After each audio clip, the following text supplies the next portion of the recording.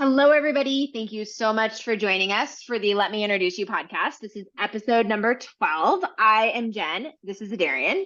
And we are going to introduce you, so I'm remembering to say it this time, to part 2 of the pelvic floor and its role in performance.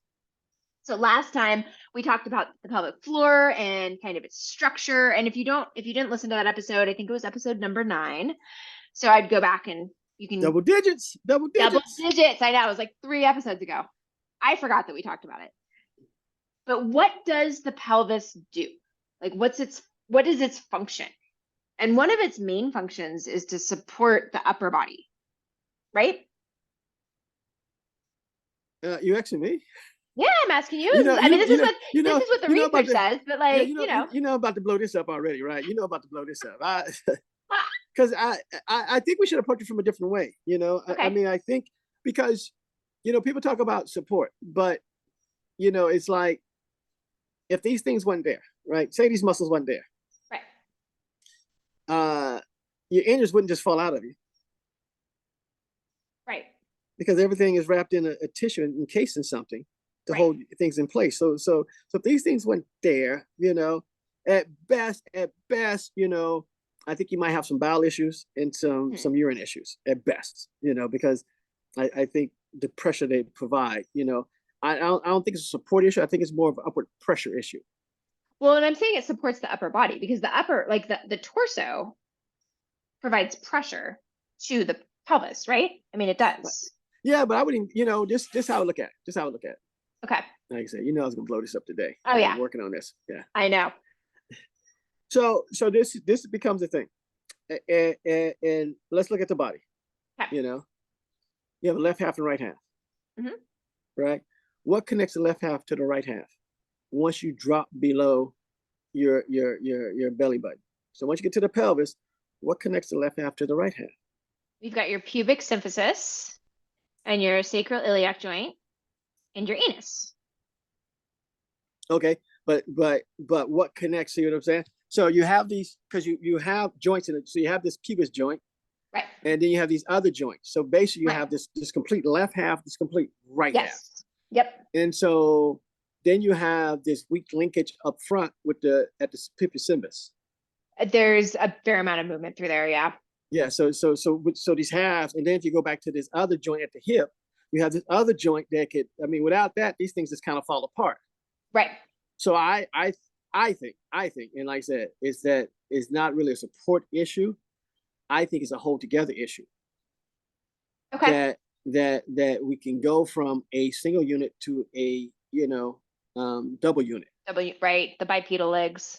Yeah, I think that's the whole point, is to give us that function that we stand up upright and give us bipedalness.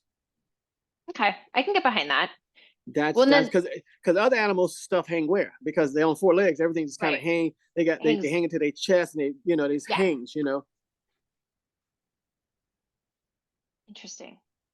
So I think if we look, because other than that, because you look at, like I said, you have to look at the body. To me, we are just twins joined together. Right. It's like to me, it's like you had this one person over here, 1 leg, 1 arm. Yeah. You had this other person over here, 1 leg, 1 arm. And they got together and said, hey, if we join together, we could be a much more viable being if we join together than we try to, And so I think that's exactly what happened. Why we have, a left and right brain, and why we have and then they figure along the way, hey, if we can share this, we can share this, and we can share this, and these things here, no, we can't really share it. We need, So yeah. I think you get into stuff like that where, and that's just like I said, it's people will think we're crazy, but I think if we look at it from that standpoint of you have this left half and the right half, even look at the ribs and everything like that, you have a left half and a right half, Right. And so, but up top, things are fused to the spine. Right. To separate the left half and right half. Yes. Once you drop below that, then you have what? Then you still have the spine, if we call it little ox back there. Right. You have that, and then everything's kind of fused to that. Right. But the difference is, like on the ribs, we have what? You have ribs, and then you have opening. Right. There is no ligaments connecting left hip ribs on the front side. Correct. There is nothing connecting. But all of a sudden we get down to the bottom half and we have a ligament that's connecting. You know, if we look at that as each half is a rib, then all of a sudden it's connected. Yeah. Then you go, okay. But then the movement pattern is different. Very much so. The movement pattern of the upper body, everything's it's more vertical type stuff. Right. If you look at that, it becomes more horizontal type stuff. Right. So I think it's just a locomotive issue than anything else. Well, and that was the second point that I made about. But you know, I was going to look this up, right? But you totally did, yeah. But go ahead. About what the pelvis does is it responds to the collisions in the legs. Yeah, it allows you to undulate too. It allows one side to move up, one side to move down. It allows. I think it's more of a locomotive issue than anything else. You know. Right. And like the whole support issue is just, you know, because what happens when I lean forwards? What's supporting then? What happens when I lean backwards? What if I lean to the side? You know, I can make these movements and you go, okay, now what happens to the support thing? Right. You know, and as we've discussed earlier, you know, gravity is pulling on things, but at the same time, you know, you have this other structure that's wrapped around stuff that in case stuff to kind of, and that's like people talk about fascia, but what is fascia? Keep everybody in their place. Right. You know, so the lungs, because people have had issues with the lung bumped up against something. It's not a very good feeling. Nope. You know, and so you have these things, this thing wrapped around stuff to keep things in their place. So you don't run into your heart muscle. So you don't run into, you know, so things are kind of, you know, in place. To me, I think they are, you know, so yeah, and like anything else, you know, things are getting smaller. So at best, you know, the bowl itself is a support mechanism. Right. You know, I think the bowl itself more than those muscles. Which that makes a lot of sense. Okay. So, and then for instance, if we take like the function of the pelvis during running, if collisions are being tolerated well, the torso and the hip don't crash into each other, correct? Correct. But if collisions are not being tolerated well, then they can crash into each other. Well, they can also crash into each other, but with it's how it's mitigated. Right. Like you can have that, and this is once again one versus unwanted collision, one versus unwanted vibrations. You know, right? Where you know, for instance, if I want to hop side to side if I'm running, I want that collision. You know, I'm gonna get that collision. But at times we've seen people where, you know, it's an inopportune collision where I don't want this collision at this point in time. Different story again. You know, right? But what we're not looking at more than anything else is the ability to move. You know, to me, when I look at this whole situation, it's like it's the clutch of the system. Mm-hmm. You know, it can engage and disengage. You don't need it all the time. You know, like I said, you don't need these muscles all the time. And then sometimes you want to need them, and then they can engage again, and that's when the two become one. Other than that, you know, if I'm walking, the left side swings, the right side swings. They kind of doing their own thing. The right arm swings, the left arm swings. Nobody cares what left side, right side is doing. Right. And then all of a sudden you want to perform. Then all of a sudden they click, click, they engage. Now we care about what you decide to do because we got to coordinate this movement now. Yeah. Which you've demonstrated in some of your posts with when your feet are off the ground and you're doing cycling motion with the legs. Yeah, you can cycle it with the pelvic floor muscles, you know. Right. But I think, you know what, I've been experimenting with it too, even this here. Like, you know, I have to go to the bathroom, you know, I have to pee, you know. And I go, how long can I hold this? So then I try to squeeze my pelvic muscles as long as possible to go, oh, that's how them things work, you know. But what do I do is I try to, like I said, I try to crisscross them. Mm-hmm. You know, and you go, okay, cool. And then you walk kind of funny because the way, you know, but that's one of the things, you know, I looked into and everything. But I think once again, if we look at these things, you know, do they provide, you know, I think support is like a side benefit. It just comes along because they're there, you know, and everything. But I think the biggest thing is it becomes a locomotion. They're there to locomote us. That makes sense. Okay. You know. So when we think of it from that perspective, the other thing that I think matters is a male pelvis is different than a female pelvis. Yeah, because the structures, even though we kind of have these same structures, the Yeah. attachments are different. As far as bigger muscles, smaller muscles, more attachment to bones, less attachment to you got more Excuse tendons. Oh, bless you. me. You got more. You got this larger tendon structure. And man, you have a smaller tendon structure. And once again, why would that matter? One's got to get wider, one doesn't have to get wider. Right. Things got to move out of the way, things don't have to move out of the way. So for childbearing purposes, the structure makes sense. Yes. And then you go, so then when it comes to performance, you go, okay, maybe this is why, women don't run as fast as men. Women don't, jump as high as men, because as far as we see now with some of the weightlifting things, that, we see women putting up some large numbers on weightlifting, as far as, bench press, these other things, but as far as the other stuff, it's like, the actual running and jumping stuff, it's like, I think it comes down to those muscles because those are the ones that are actually going to locomote people. Which again does make sense. And I sent you that study that I found this morning. Where researchers looked at how many. It was actually pretty. I mean, for this type of study, it was pretty large. I thought it was 199 males and 187 females. They were all over the age of 21, and they had 0 to 4 pelvic floor symptoms. Right. They compared muscle function specifically in the external anal sphincter and the puborectal muscle. Right. Which are 2 of the main muscles. If you look at the pelvic floor, those are 2 of the main muscles. Right. The results were that females showed weaker maximal voluntary contraction of the external anal sphincter. Yeah. Which again makes sense when you look at the structure. It's not really positioned as well, right? Right. And you like I said, it's more muscle, less tendons. Right.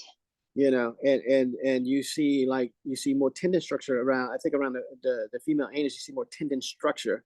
Around the male anus, you see more muscle structure. Yes. So but once again, why? It's a simple explanation why. One has to give birth, one doesn't have to give birth. It's kind of simple. It's kind of totally. So when we were made, athletics wasn't in this picture. It was like one has to give birth, one doesn't have to give birth. And as a result, we get these things, But I think too, even from the way the structure is, and how we move, just like you can pitch and yaw. And just like we saw the video the day of the young girl, who had no problem yawing. That's all pelvic floor muscle. I mean, it was she had a problem trying to straighten out her legs. Huge problem trying to straighten out her legs. The one that was jumping that got the 2 inches, right? No, the softball one. Oh, the softball one. Yes. Okay. Yeah. The one they was trying to teach how to pitch, and they kept telling her to push her hips. She couldn't push her hips. Her hips kept going yawing back and forth. They kept telling her to push it, do this with your hips, and her legs, and like she couldn't do it. She couldn't do it. So that tells you some early stage right there. Like, here's the thing where this is what she can do. She couldn't do the other thing, And I think that's even like with performance and stuff like that, where you're looking at it and people are seeing, certain muscles do certain things, but they're not looking at these things like this might be the glue that holds all this together when I'm trying to perform. And the only reason I still go there too is because, like I said, I had injury a long time ago in that region, and it just jacked me sky high. Took me forever to recover from. Then you go, oh, okay then. But I think, like I said, once again, and think about somebody having sexual problems, and you go, okay, well, this may be some of the problems too. And it's not in a sense, like people think about Kegel exercises, but that's in the wrong ballpark. Well, and again, if you listen to how Kegels are instructed, and you look at how the muscles actually attach, it's not going to give you, it's not going to give you the power or the oomph that you want. Right. For stress, urinary incontinence, or whatever, or for performance, like.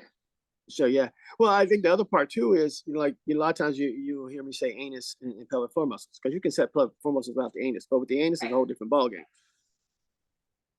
But like I said, what does that involve too? Well, what have we been trained to do all these years? We've been trained to sit. on these sit bones. You go, but if you take it with a chair, you can't sit on sit bones anymore. Right. You know, and so people squat it. You know, people would squat. You know, if you would buy a fire, you squat it because there's nothing to sit on. Right. Not, you know, or you see on these funny objects, things like that. But we made chairs. You know, and so when we start to think about, you know, what we really do, we stand up. So how these things work differently standing up, and even they kind of tilted still and everything, you know, but becomes a small movement. Small movement becomes big movements. Yes. And I think that's what people missing on. These small movements, just like a wave, this ripple becomes a tidal wave somewhere down the line. I was about to say it's like an oscillatory effect. Yeah. And so when you start doing that, it becomes different. Everything becomes different as far as how the body moves, how it vibrates. It becomes a different process, you know. Now, once again, if you just kind of walking around, no big deal, you know. And I think that's the other part people got too, where people think this is a 24-hour, you know, 24 hours, you know, 24 hours a day, 7 days a week type muscle, and it isn't. Right. It's as needed. Yes. You know, and I think that's the other part too, that when performance as needed, okay, I need it for this performance. Yeah. You know, or we talking about gymnastics, how I need it for this part of the performance, but not this part of the performance.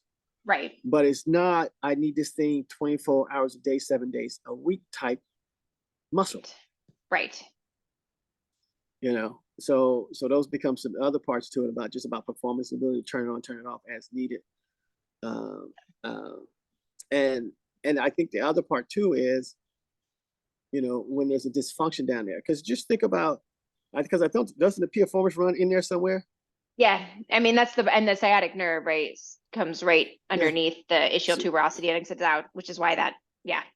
So think about all of a sudden you shift wrong, right, and the muscle is pulling wrong, or the muscle pulls at the wrong time, or you get a little inflammation, or you get, you know, you wonder what's going on, you know, and you're like, you know, and that's probably why when people have it at this time, not at this time, you know, why they feel pain at this position, not this position, you know, and then they get, nobody's looking at, well, how can we, you know, and if you look at it from a rotation standpoint, you know, these things are trying to rotate, you know, they slide back and forth to rotate, or they can yaw you, you know, and so you go, maybe the rotation's off, and they get rotated back the other way, and everything will be fine.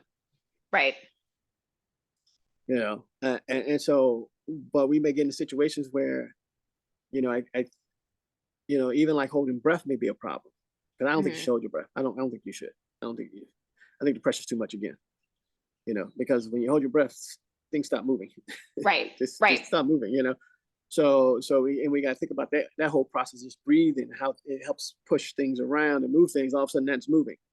Yeah. So, or people are taught to brace, you know. So now I'm pulling in on these things, you know. So you got to look at some of these things we've taught to do for performance. Well, I may not need it for that. Right. I may not need it for that. Right. You know, I may not need it for this pull up. I may not. Now, if it's an emergency situation, all of a sudden I may need it, you know, like you said, if I'm hanging for something and the crocodile's stepping at my feet, I may need it to help pull my feet up and get them out of the way, clickety split. Right. Other than that, whatever.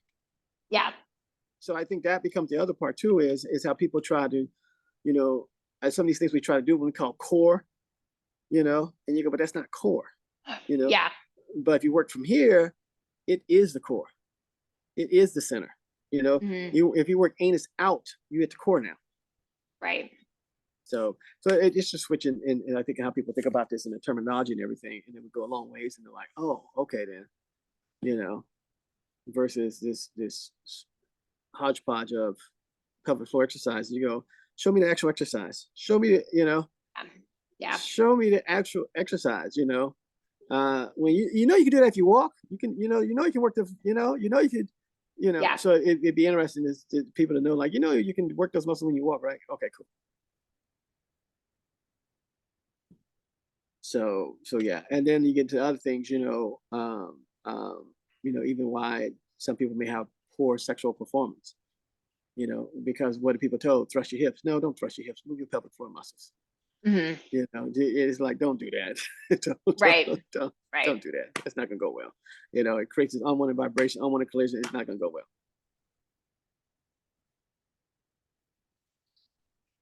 All right. Any other thoughts on pelvic floor and performance? No, I thought you had some more studies, though. I thought you had some more studies. No, that was the main one that I found, was that one. Yeah. Yeah, okay then. I thought he's gonna chime in on current pelvic floor methodology. Current pelvic floor methodology is terrible. I don't think more needs to be said about that. And there's a huge, like, okay, so from a what's taught for a women perspective, women are often taught to tuck their tailbone under. Wrong direction already. Wrong direction. And Wrong there's direction, yeah. so much of this. So that's gonna not give you access to those muscles. You're right. Just cut them off. Yeah. You just because Totally, you made them short. yeah. You made them short. Yeah. Yeah. Yeah. Yeah. So, and, you know, there's and not short from like the bicep. You can make short and still squeeze. right. If you make those short, it's kind of like the palm of your hand. If you make short, those muscles won't do anything for you. You have to spread it out to get. Yeah. I studied one methodology that was very into that. This little tiny tuck of the tail for every single exercise. Yeah. And I had to undo all of that when I finally realized I'm like, this is not good. Yeah, no, that's the wrong direction, you know. But I think the biggest thing, you know, I hope people take away from this is that you don't need them all the time. Right. You know, but if you want to use them, you can use them. But Totally. It's not 24 hours a day, 7 days a week type thing, you know. And you know, they can pitch and they can yaw, but they can't roll. Right. So, but like I said, I think that's the biggest thing is think about the body as just two things joined together. Yeah. You know, and that's the joining of the two halves. That's really the meeting place. Yeah. That's the meeting place. Yeah. That's the meeting place where everybody's dancing around the pole, basically. Okay. I like it. So, yeah. So, the other part too is from a real, and I got to touch on this real quick.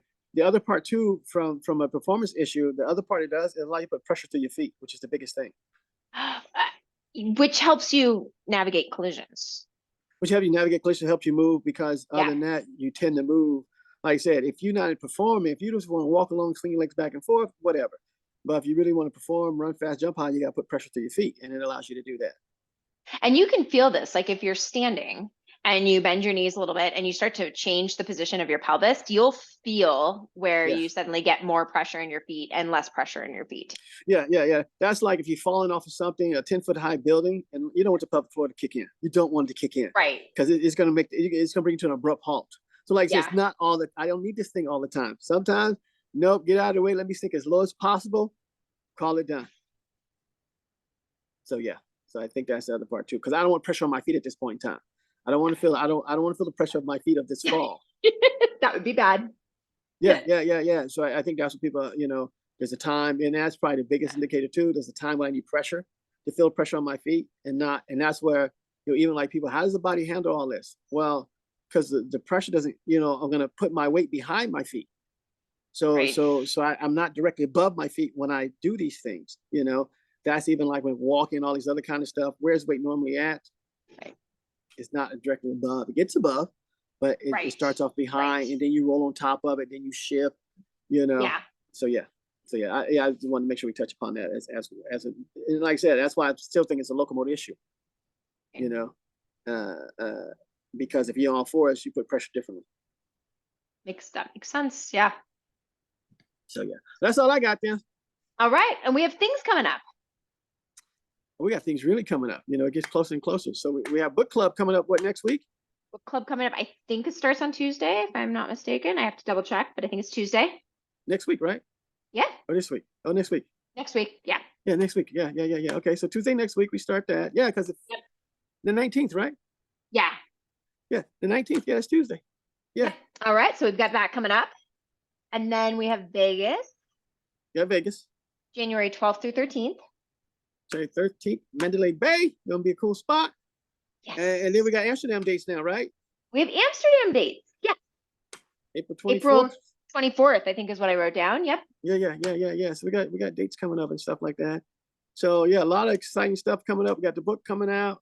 Yes. You know, and then we're gonna do a book. What are we gonna call it? Something in Portland.